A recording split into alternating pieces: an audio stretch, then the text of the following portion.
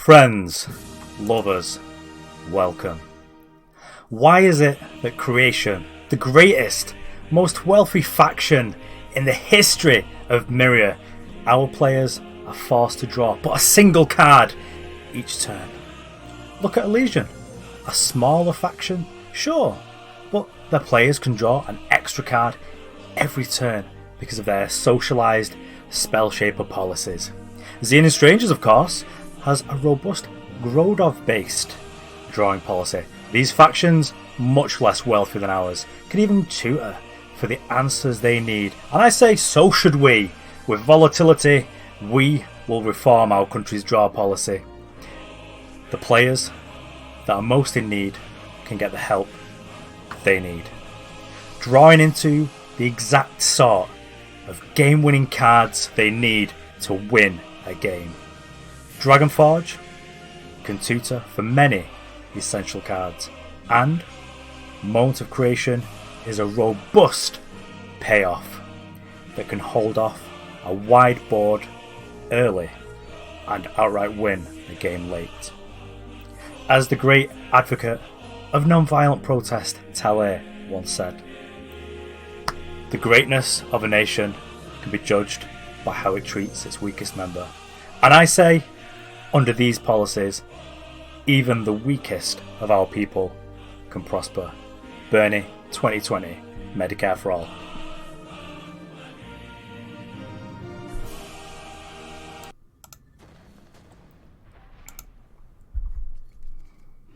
Okay, well, we're on the play. I do kind of like this. So we don't have any time sources, which could be a problem. And we've got the Moment of Creation. Generally, we want to be drawing this with Volatility because this is like really late game when the start's getting good. So, despite being on the play with a Sear, or a Sear and Spare, I'm going to redraw this. Okay, this seems a lot better because we have a little bit of ramp. So we do need to fix our factions a little bit, our influence. Let's just move the old green screen. Just to break the illusion a little bit. So we do need to fix our factions a little bit because we do need like the second fire and the second justice. Oh no, absolute green screen disaster. Let's move that back a little bit. Whoops. Well, you heard it here first, folks. So we could very well actually be playing the mirror, and I'm kind of happy if it's not the mirror. If it's just like some random Combre aggro deck, I would be pretty happy because I find that like turn 4 Shen-Ra Speaks is good, and it's when you've ramped, I feel like I'm okay. So we could be playing against the deck we played the other week, but let's just play this up first. Grab a Fire Sigil, and what's really nice about having this unit in our deck is that next turn, like there's no chance our opponent's just going to snap off killing Amber Acolyte. That's just like not happening. Is that we get to play the Nahid's Distillation for a bit cheaper. Yes, it's kind of fine. Okay, so this is the deck we were playing. So hopefully Shen-Ra Speaks is good. Our opponent is gonna have things like oh yes, even better, so we get to play the Rakdos Insignia. It's like a depleted power, which is gonna be great. So our opponent does have like a bunch of Wraths and stuff like that, but okay. So we've got dragons, so we're pretty good at being able to kind of fall a bit of a disaster. I've lowered my chair a bit, and now it's just like really negatively interacting with everything I want to do. So actually, we could just smack our opponent for 6. So we don't have any. We do have Unmake. Okay, so that's really good to know. So our Moment of Creation, not the most exciting, but I think that I'm actually just going to crack in here for 6. Our opponent can Hash Rule here, which is fine because it kills their thing, so it's like a 2 for 2. I do feel like we're slightly ahead on the exchange because the Amber Acolyte drew as a power. So if they're doing a Hash Rule, that's kind of fine. Okay, so this is 4 or less, isn't it? Yeah, so this is still fine because we're still going to get to attack with this. I think that's pretty much exactly what we're just... Could play this and then play Volatility after it. I think that's what we'll do. So we do need to be mindful our opponent could play Desert Wasp, but I'm also kind of fine with that because it trades here. Like, we've got the free freeze. If we really need to, we can Ageworn Vestige with Harsh Rule pretty soon. But just killing one of these is okay. Our opponent can make these really sort of absurdly big. So now we're in Volatility stage. I feel like we're in good shape. So we've already drew 2 cards. One of them is going to draw us another 3. So we're not making the most of this additional power. So like in the Scarecrow Dragons deck that we were playing, we're really making the most of it because we just had a lot of fast interaction. We just don't have that in this hand. But what that does give us is the option to next turn, we get to draw some cards. And then sort of on our next turn, okay. So our opponent is probably not playing like the killer version. Maybe they'll... So we kind of don't want to get hit by this. Our opponent just gets to draw too many cards off that. But I think we just crack them for the 4 anyway. And we're up to 2/2s on this, which isn't super exciting yet. So let's draw some cards. I think we're just going to set up to be able to Ageworn Vestige, like in the next turn. So let's just do this.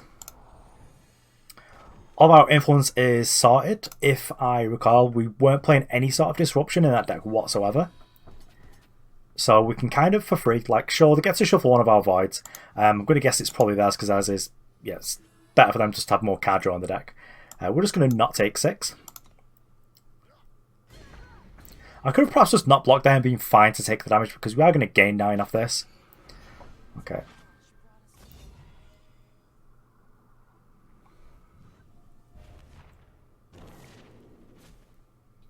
Okay, so they're at 9, which is kind of, you know, it's a spooky life total to be at. I'm just going to attack in here. So if we get any damage in, I'm really happy. So we do have 1 Pillar of Progress, which means that we get to attack for 4. And then they'll be pretty much dead to... Yeah, let's play whatever. Gets a Vestige here. So our opponent can play Desert Wasp as a way to sort of stave off some of the damage here, but they're probably not wanting to do that. So now what this does, our opponent's at 1, so they are turned off for any more Decimate power. We also get to kill them in a multiple of different ways. So if they play a Thing, yeah, so they're playing Ageworn Vestige, which actually gets to gain them like a bunch of lives. And they're going to play an Earth Elemental. But that's kind of risky. We do get to play the Eclipse Dragon here. So now we want to think for our turn. So we can Eclipse Dragon, and we can also Starsteel Daisho. But we can pressure our opponents a lot. I think we'll just attack them for 4. They trade here, and then we get to kill them next turn.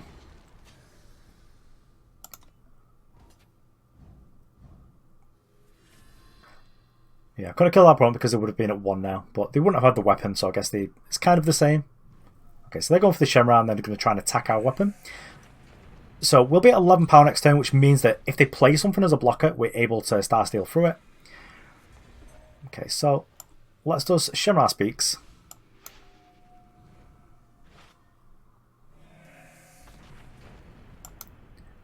It's been a while since we've been able to Starsteel someone to death. I mean, I guess because we're getting the additional power, we could have just, like, Starsteeled the thing and then them, but, yeah, I do like it this way.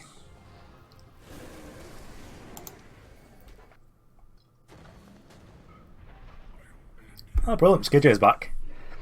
Okay, so our hand's really expensive, and we're probably just going to have to redraw this. This isn't... So if we draw like a 3rd power, it's on the draw, so I'm kind of fine.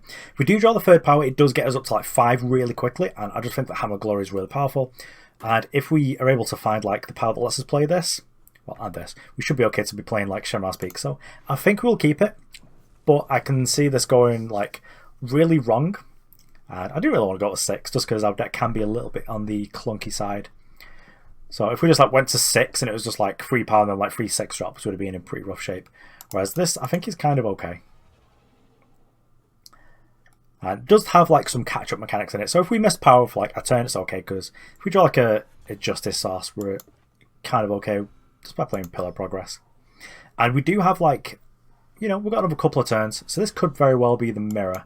So look at our hand, really need a hand counter. It's like 1, 2, 3, 4, 5, 6, 7. So we can probably get away with doing Volatility. Yeah, 1, 2. Yeah, that's kind of fine. Kind of happy with that. Volatility is a card that I am quite a fan of, so we do miss. I don't know what the chances are, whether you hold off on Volatility for hitting a power or just not. I guess, so at this point, let's just get rid of like the Nihil's Distillation. Yeah, boosts up our Moment of Creation. Okay, so our opponent's playing like a a more original version of Armory. Maybe it's like, there we go. So we've got a Justice Source now, so we can fire up a Pillar of Progress. So the game's not over. We're not miles behind like we were last turn. We're just a little bit behind. So if our opponent plays a weapon now, we are in a little bit of trouble.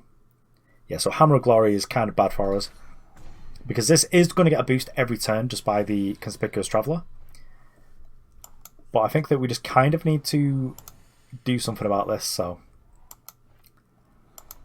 let's grab this Pillar of Progress. What we can actually do, which is kind of nice, is that we can go and fetch like Unmake, which will kill the CCG's weapon. Yeah, just take that. Let them use their 5 on it. Knock off some armor. So the bad thing is that our opponent is very likely also playing Soldrain Smithing in the market, which means that they get to get back this huge weapon. But if we really need to, we can get rid of it, because we've got the Blazing Salvo for Unmake. So we could Dragon Forge, which hits us a lot of things, but actually I think we might be a little bit too far gone in this game now. So let's grab a little bit of a think. There's nothing we can really Dragon Forge for. Oh, get out of town. The old update's very annoying that I just can't turn that feature down. Just people, they'll make a meeting request and they'll just like put it into my calendar, and then my computer just goes, oh, you got a meeting. I'm like, no, I've not. So we could salvo this and then kill this, but that doesn't seem really great either. I guess we just try and kill this just to get this out of the way. As long as this stays in play, like, the worse it is for us. Like, this isn't getting any better. Our opponent does have a 614 weapon that once we deal with it, they've got a very high likelihood of being able to deal with. And our Mote of Creation is a little bit on the small side. Oh, Strange Blacksmith. That's kind of an interesting one to just sort of play out naked. Maybe they've got like another stranger and they just want to be putting like maximum pressure on us.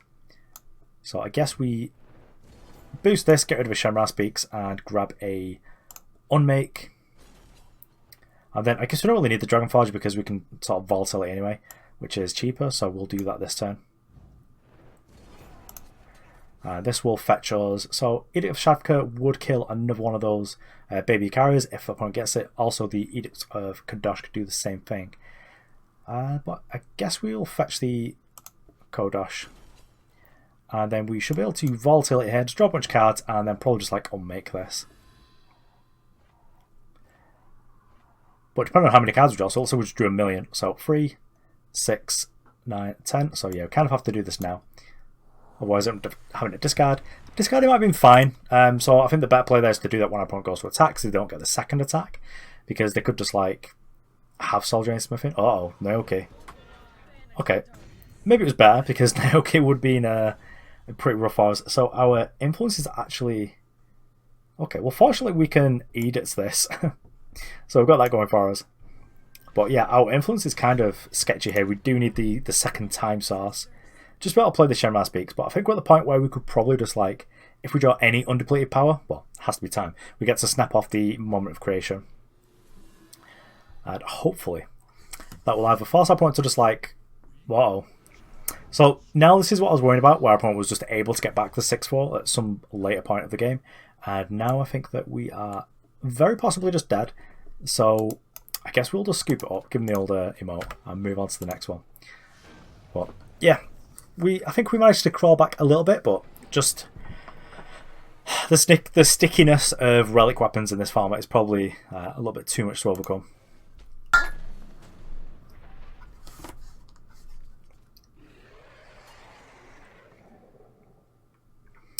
Okay, so our influence is kind of sorted. We've got a Blazing Salvo. If we're against something super aggressive, we'll just get rid of Moment of Creation, just swap it for a removal spell. But so far this seems kind of fine. It's a little bit slow to get the influence that we need. But actually, yeah, it's kind of fine. So we can just go and fetch a time source now. And we are pretty covered by the time we actually need anything.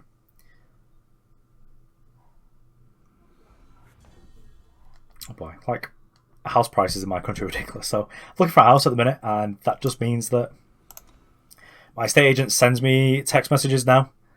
Like, oh, there's a house just come up in your area. It's and I just look at the price. It's like, yeah, it's £750,000. That's nope.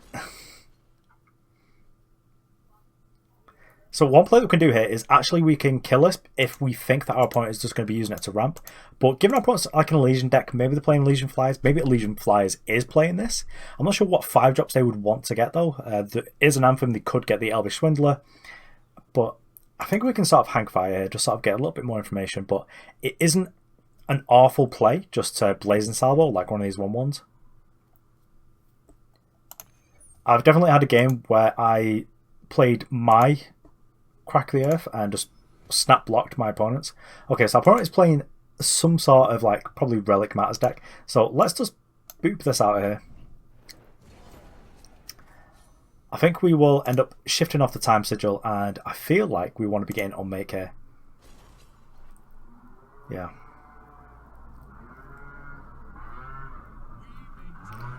Yeah, okay, so it's pretty much a Relic deck, which is what I thought it would be. So what we are going to do is we're just going to go and fetch Dragonforge, and I think, depending on what our opponent does, okay, so they're playing Chalice. Well, they can't activate it, but we can nuke it with Unmake, perhaps on our next turn. So let's just Dragonforge now. And rather than actually fetching a dragon, I guess, actually we can't play Hammer of Glory, which is kind of sad. So I guess we are playing Eclipse Dragon for 4, and then just like killing this. Oh, actually, we can kind of hang fire on that. Yeah, maybe we should have got the weapon because the weapon was probably a little bit better. So we just say this, and then we can hang fire on the unmake. So say our opponent plays like another one of these relics, we should be able to kill both. I don't really mind unmaking to decimate. Yeah, okay. So, is there any requirement? Is kill an enemy attachment, kill an additional enemy attachment? Yeah, that'll do. So, play Decimate, just like kill both of these. So, we do go back on power, which is kind of stinky, you know. It's not the best, but we get to hit with the Eclipse Dragon on our next turn. We could potentially just use our dragon to Distillation on this. So, the opponent is calibrating here. So, opponent's deck, I've not seen an actual list for it, but I had a pretty good idea once I saw like the third faction of this was a relic deck, just because of the legend that they get. But it will be interesting to see what that deck can do. I think this turn, rather than just taking our opponent for 4, I think I would just like to draw 3, and I think that deals probably more damage over the game in terms of damage to our opponent rather than damage to their life total. Whilst they've just got like 2 cards in hand and probably just deciding what to do here. Our problem with our opponent's deck is perhaps they're not quite as agile as us in terms of going to the market, because when they don't really get to double spell. Okay, well, they've kind of perhaps seen the writing on the wall that we've just got this threat that is going to help us to just do more plays in terms of power. But yeah, and a problem with a time market seems like, though you always have a target for your spell because you always get to just like put one into play, and at worst it's still like a thing you can do, whereas like ours isn't. The spell you have to get costs 5, so you don't really very easily get double spell. Obviously, it's got, well, ambush, or it's a fast speed, so you can do like 1 and then 5. But it's not like ours, where we could do 1 to kill your thing and 2 to kill your other thing, which is, it just feels a lot more like tempo efficient there.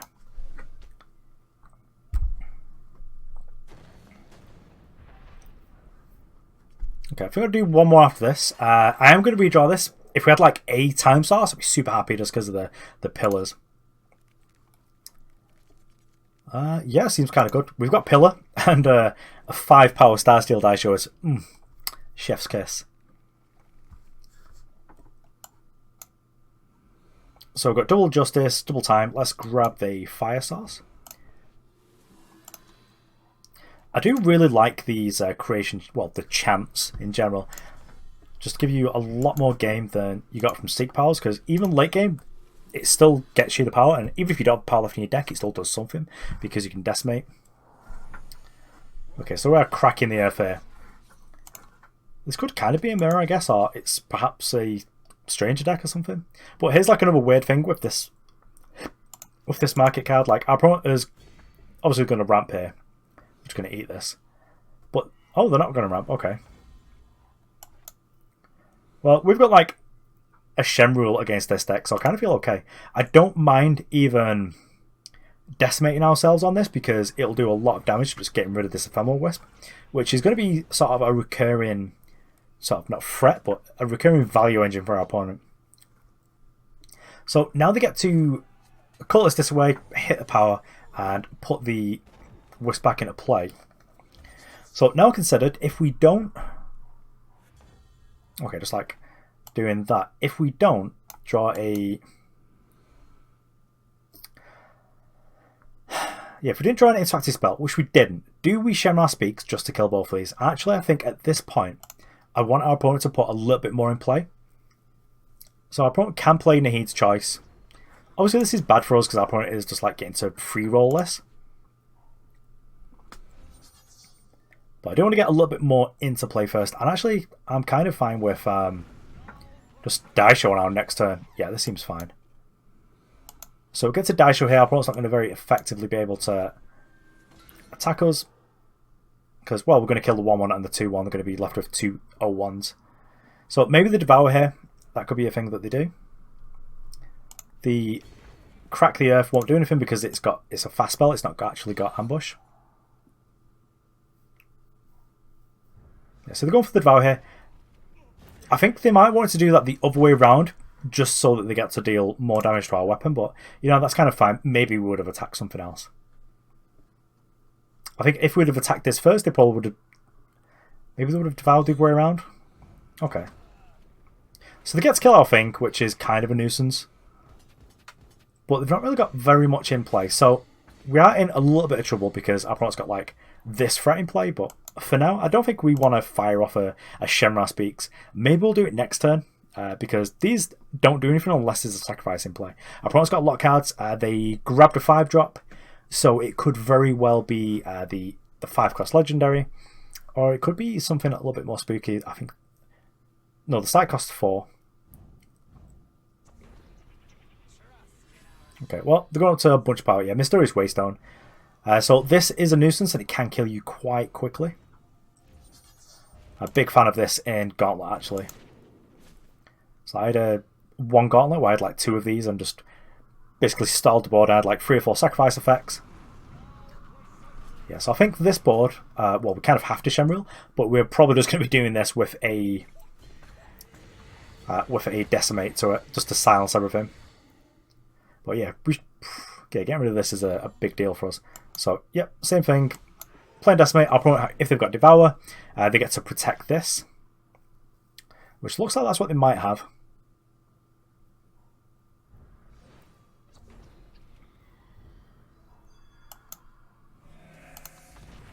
So sadly we've not drawn anything. We could really do with like a Volatility. Yeah, so we are taking 2 here, which is not great. So we do really kind of need to find something to be able to kill both the attachments. So if we do find the market card, that'd be actually fantastic because getting to kill both the Shrine, which slows down our opponent by quite a lot, as well as killing this Mysterious Waystone would be really helpful. I kind of don't mind drawing a Vestige though, just as like a huge gain 1,000,000. So our opponent, let's see how many... Yeah, they've got enough... Oh, I can read it off this. Yeah, they've got 9 in the void. So if they fetched then the X5 weapon, then we would be dead. Yeah, so they grabbed the Oblivion Spike. So not much we can do about that one, but let's go on to the last game. Obviously our opponent is a opponent of Medicare for All.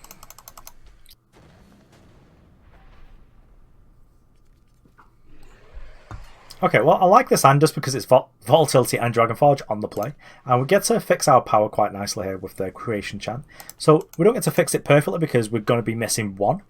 Well, we're going to be missing 2 potentially because of the Ageworn Vestige does require like 3 Justice Pips. But I think we will just go and fetch...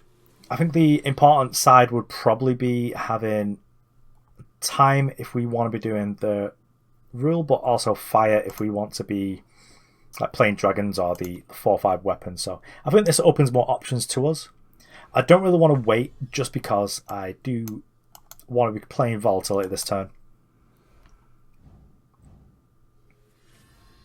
If we actually mess with Volatility, wow. That's kind of unlikely, but also kind of really stinky. But at least we've put like a bunch of cheap things on the bottom. Well, let's just fetch with our Dragonforge. And actually we're just going to fetch the weapon, I think. Yeah, this is fine.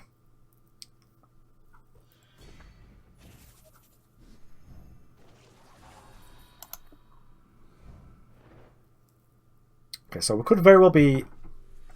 Yeah, it's going to get a Hammer of Glory. So we could have very well like just traded like a backlash there, but I think that our list was only playing the negates in the market, so maybe that's what the opponent's doing. Ooh, this is interesting. We could just get rid of the H1 Vestige and trade it for something a little bit spookier, but I think we're actually just going to Hammer of Glory here, because that will silence this. Kind of, even if our opponent's got like, I don't know, some way of killing this now, it would silence it so that at least we wouldn't have to worry about the mastery here. So Sear's fine. So this is kind of still like a 2-for-1. Or whatever it actually is. Also, costing 1 less means that it'll take less damage from the market card that cares about relics. Actually, considering that, we probably actually want to consider just getting rid of this. Because we don't want to take like 7 or 8 at some point just because our opponent's got some of these vestiges in play. So let's actually just play Pillar Progress. I feel safe from having a relic destroyed here. We do have the Blazing Salvo just to kind of protect ourselves a little bit. Oh, Soulfire Drake. Well, all of our opponent's things have got flying already, so now they get charged. Do we have a way of killing this like that doesn't kill it? Yeah, it's kind of tedious actually. So we kind of need to kill this now. Oh, this is going to be awkward. Well, it's awful and awkward, a bit of a combination. So let's get rid of this, and I guess we just get Smithing just because it gives us access to the... Gives us access to a way being able to deal with that. And then I guess it would be kind of poetic just to get undone by sort of like a deck that I was trying to pioneer. But here, I guess we just Dragonforge for either something that we want, or potentially just like another dragon just so we can go dragon. Yeah, Ash Elemental's fine. Permafrost, less fine, but do we have anything that'll deal with that? I guess we can unmake later on. Yeah, that's fine. Guess the opponent's version is like a slightly bigger one. That's kind of a really nice one to be forging for, though. So our opponent here, they've got 2 cards in hand, so they can do the Force of Will thing. But here's kind of like a point where I don't mind seeing that.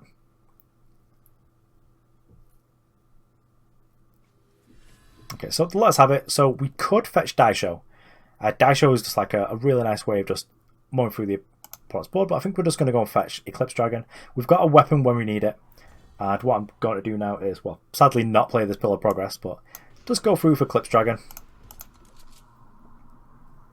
If we draw like a Underplate Power next turn, we're able to do like 2 things, so keep the cheaper one for later.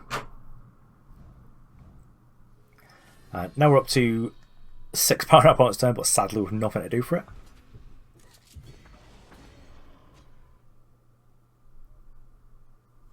So we can grab our weapon, which would silence the opponent's threat, and would also stop them from being able to do the free cost like Relic Smash that cares about dragons in the market. We do kind of want to keep our opponent on like the minimum amount of dragons possible. Uh-oh. Cinder Clutch, rats. Well,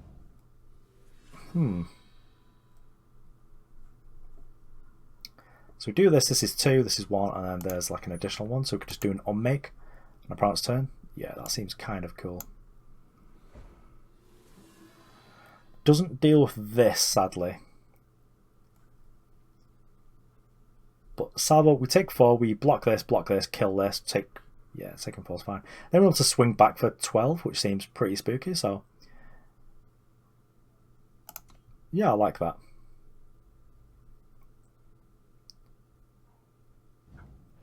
Okay, so in that case, I guess we're doing it now. I didn't really want to do it now, I kind of wanted to blow the opponent out a little bit. So let us trade away the smithing. We're going to get an unmake. And we will be using this with Decimate. So kill this, and yep, kill that. Do we have to like... Why won't it let us pick it? That's an attachment. So kill an enemy attachment, Decimate, kill an additional enemy attachment? Why is that not like... These are literally both attachments.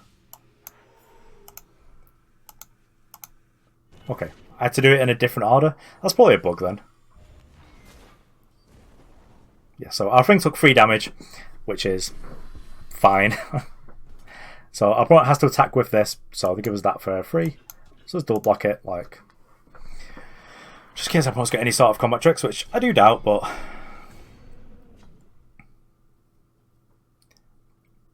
one thing we need to be mindful of is that our opponent can just deal like 2 damage to us by killing a Pillar of Progress, which is actually kind of fine. I'd rather that than like one of our weapons. I'm kind of sad that our smithing's in there because I would have liked to have used that. Oh, so that got charged. Okay. So we get to hit our opponent for 12. They get to hit us back for 10, which exactly kills us. So that is not great. So let's hit our opponent for 8. Our opponent is just not blocking there. Then we can play Eclipse Dragon, assuming that our opponent doesn't hit a spell that deals damage, then we're in okay shape if this survives. So I need to consider where we're going to be doing our attacks here. So our opponent also has to make some considerations here. So we take 7, we go to 3. If our opponent's got Say, we die. If we block here, if they've got Say, we die. If we block here, they also go down on dragons. I think we just kill this. We just take 7, we just take the gamble. We get to play through a removal spell like a Permafrost, but we lose if our opponent's got a burn spell. So it's taken a while, so give them the old Mercy's weakness. So Draconicaya, yep, deals 2 damage, we're at 1. And I guess we potentially get to win. Yeah, we get to win. Yeah, definitely had a bit of a thought to have at the end of the game there. So let's get on to the actual deck tech. Okay, so there we have it. We did only go 3-2 with the deck, but it's a deck I was playing a little bit of yesterday, and it sailed me through into Diamond because I was stuck with the Dragon deck after other people started playing it. It felt like there was other versions of it that were a little bit better in the mirror than mine was, which was kind of a rough beat to take. But I do like this deck. It's got the armory elements, which I do really like. Obviously, I've been playing a long time. Armory was one of my favourite decks for a long time. I had like the 2 version built, which was like the Rakano traditional version with Smuggler's Stash, which cost like 5. And I also had like the Primal Ikari version, which was probably my favourite deck actually. And if that could ever work again, I'd be a big fan. Maybe Vargo could go in it now. With the new promo cards probably easy to play, like with Vargos is kind of spooky. But yeah, so this deck is pretty sweet. So I was talking to another player on the in-game chat the other day. They were like, have you seen this cool deck? And I was like, okay, well, I'll take a look at it. So I thought the write-up was kind of funny, so I thought, yeah, we'll cover this. Seems good. It does have like a couple of expensive spells. So I've seen some different versions that were playing around with Volatility. So it's a bunch of spells like Nahid's Distillation, so it's like the one that makes a dragon, where you play Volatility, and it does grab spells and dragons with cost 5 or more, but some of those spells actually cost less. So like the one that makes a 5/2 dragon actually only costs 3 if you exhaust a unit. So it's actually kind of an okay curve if you've just got like some units and then you Volatility into the spell, and then you just like get to play like an aggressive threat, which is pretty cool. But I do like that this card is seeing play now. I was trying to make this work in, I think it was Throne. I was trying to make this work in like a Throne FJS deck where it could grab like Cho, and it could grab like Harsh Rolls and some other expensive spells. I think I also played maybe a couple of Carvets, yeah, but that was a pretty cool deck. But I do like this, especially like the Eclipse Dragons, but you don't really get to do too many exciting things with them because the only real fast spells is like chaining the dragons with Dragonforge, or also just like having burn spells up. Though I did really like that last game where we got to use the Unmake just to keep our guy alive. That was really cool. Although I think that was actually on the end of our turn. But yeah, it's a sweet deck. Anyway, thanks for watching. I've been That Resolves, and I will see you around.